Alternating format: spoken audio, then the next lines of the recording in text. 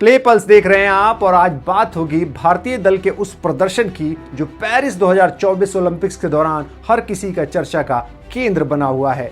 कई भारतीय खिलाड़ियों ने देश का मान और सम्मान पदक के साथ बढ़ाया, लेकिन कई खेलों में भारत को निराशा हाथ लगी और इसी खेल में से एक था बैडमिंटन, जिसमें भारत बड़ी उम्मीदें लेकर पेरिस 2024 में गया था। पेरिस 2024 ओलंपिक से पहले पिछले 3 ओलंपिक गेम्स में भारत ने बैडमिंटन के अंदर कम से कम एक पदक जरूर जीता था। लंदन 2012 में साइना नेहवाल ने भारत को बैडमिंटन के अंदर पहला मेडल दिलाया था और वो ब्रॉन्ज मेडल साइना नेहवाल को विमेन्स सिंगल्स के अंदर मिला था। वहीं रियो में 2016 के अंदर पीवी सिंधु ने भारत को सिल्वर मेडल दिलाया और उसके बाद से जब टोक्यो 2020 की बारी आई तो उन्होंने इतिहास रचते हुए अपना दूसरा ओलंपिक मेडल ब्रॉन्ज के रूप में हासिल किया।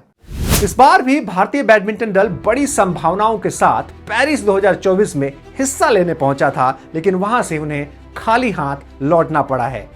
दोहरी ओलंपिक पदक विजेता पीवी सिंधु के पास इतिहास बनाने का एक बड़ा मौका था, लेकिन वो भी राउंड ऑफ 16 के अपने मुकाबले में चीन की विंजाओ के खिलाफ बड़ी आसानी के साथ हार गईं। वहीं तनिषा क्रास्टो और अश्विनी पोनप्पा की भारतीय जोड़ी को विमेन्स डबल्स के अंदर करारी हार का सामना करना पड़ा। वो ग्रुप स्टेज पर अपने तीनों मुकाबले गंवाकर बड़ी आसानी के साथ बाहर हो गईं।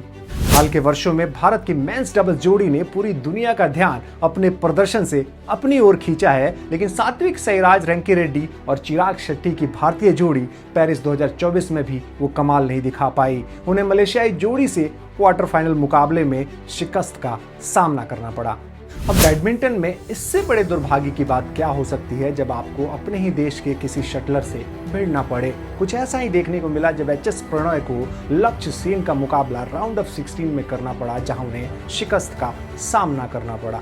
पेरिस 2024 ओलंपिक्स से पहले जब भी भारतीय बैडमिंटन दल से पदक की उम्मीद की बात हो रही थी तो पीवी सिंधु का नाम आ रहा था और मेंस डबल्स जोड़ी की बात हो रही थी, लेकिन कोई भी लक्ष्य सेन का नाम नहीं ले रहा था। लेकिन उन्होंने वो कमाल कर दिखाया जो भारत के बड़े बड़े सितारे नहीं कर पाए।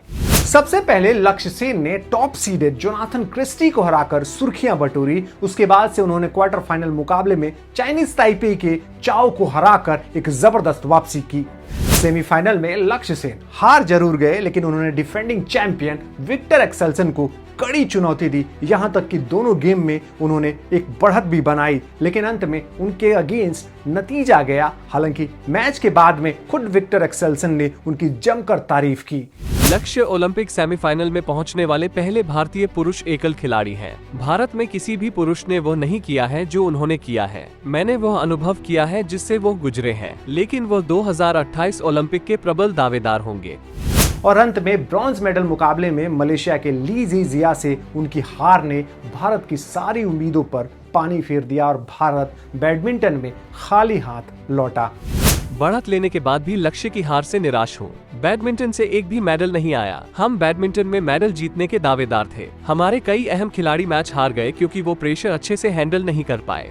मुझे लगता है कि अब समय आ गया है कि प्लेयर्स को अपनी जिम्मेदारी लेनी होगी। कम से कम इस ओलंपिक और पिछले ओलंपिक के रिजल्ट के लिए आप फेडरेशन और सरकार को जिम्मेदार नहीं ठहरा सकते हैं। वो जो कुछ भी कर सकते थे। अब सवाल ये उठता है कि पेरिस 2024 से भारतीय बैडमिंटन दल के खाली हाथ लौटने के पीछे असल जिम्मेदार कौन है? कोच खिलाड़ी को जिम्मेदार मान रहे हैं तो वहीं खिलाड़ी कोच को जिम्मेदार ठहरा रहे हैं। लेकिन इन सब के बीच अगर किसी का नुकसान हुआ है तो वो भारत की 140 करोड़ उम्मीदों का नुकसान हुआ है जो भारत ने पेरिस 2024 से पहले भारतीय बैडमिंटन दल से लगाई थी। चलिए, ये तो रही हमारी राय, लेकिन आपको क्या लगता है भारतीय बैडमिंटन दल से पेरिस 2024 में कहां गलती हुई, कहां चूक हुई? ये कमेंट करके जरूर बताइए और ऐसी ही वीडियो को पाने के लिए इंस्टाग्राम और फेसबुक पर हमें जरूर फॉलो कीजिए और साथ ही साथ प्ले पल्स को यूट्यूब पर सब्सक्राइब कीजिए। Thank you.